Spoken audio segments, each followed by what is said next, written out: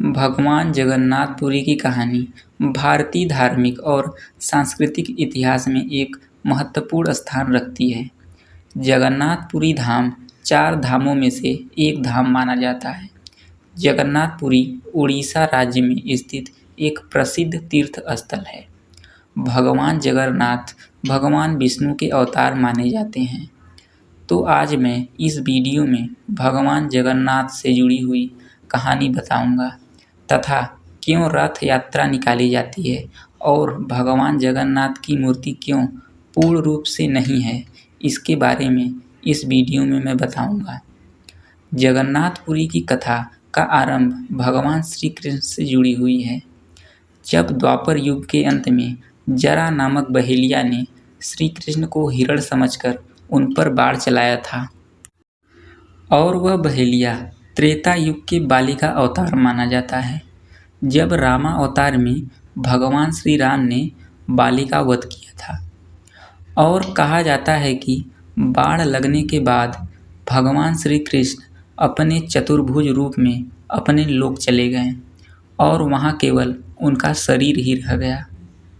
पांडव आदि को पता लगने पर उन्होंने उनका अंतिम संस्कार किया, परंतु उस अग्नि में तो उनका शरीर जल जाता है लेकिन उनका हृदय नहीं जल पाता। तब पांडवों ने उनके हृदय को लकड़ी के लट्ठे में बांधकर समुद्र में बहा देते हैं, जो बहते हुए पुरी नामक तट पर पहुंचता है और वहां के राजा इंद्रद्युम्न थे, जिसकी राजधानी अवंतीपुर था। यह राजा भगवान विष्णु के परम भक्त थे। एक रात भगवान विष्णु ने राजा के सपने में आकर उस लकड़ी के लट्ठे के बारे में बताते हैं। तब अगले दिन सुबह राजा पूरी तट पर जाकर उस लकड़ी के लट्ठे को लाते हैं और उस लकड़ी के लट्ठे से भगवान के अनुसार मूर्ति बनवाने का निश्चय करते हैं, परंतु कोई कारीगर उस लकड़ी से मूर्ति नहीं बना पा रहा था। तब भगवान विष्णु ने विश्वकर्मा जी को भेजा। भगवान विश्वकर्मा आदेशानुसार एक वृद्ध शिल्पकार के रूप में जाते हैं और मूर्ति बनाने की मांग करते हैं, परंतु उनकी एक शर्त थी कि वह 21 दिन में किसी बंद कमरे में यह कार्य करेंगे। राजा ने शर्त मान ली। भगवान विश्वकर्मा जब मूर्ति तैयार करते थे तब छेनी, हथौड़े, आरी आदि की आवाज़ आती थी। इससे यह पता चलता था कि वृद्ध शिल्पीकार अपनी मूर्ति बनाने के कार्य में लगे हुए हैं।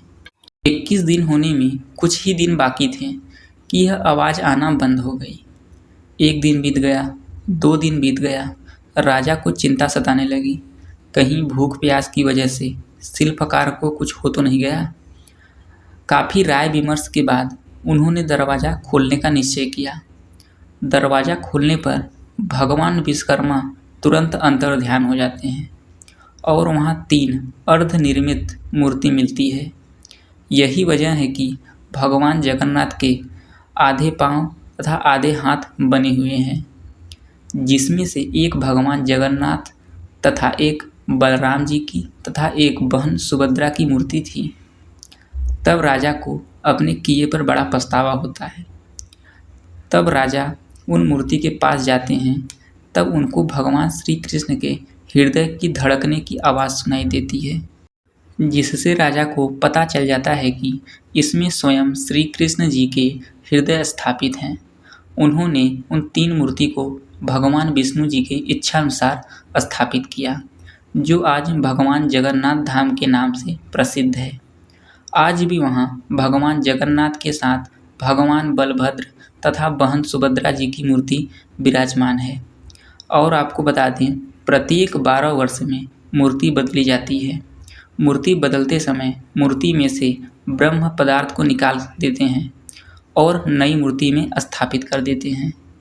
यही ब्रह्म पदार्थ भगवान का हृदय माना जाता है। मान्यता के अनुसार ब्रह्म पदार्थ को बदलते समय आँख पर पट्टी तथा हाथ पर दस्ताना पहना दिया जाता है, क्योंकि कहा जाता है कि इसे देखने पर देखने वाले की मृत्यु हो जाती है। और यहाँ प्रतिवर्ष भगवान जगन्नाथ तथा भाई बलभद्र और बहन सुभद्रा की रथ यात्रा निकाला जाता है, जिसे देखने के लिए बहुत दूर दूर से लोग आते हैं। तो यह था भगवान जगन्नाथ की कथा।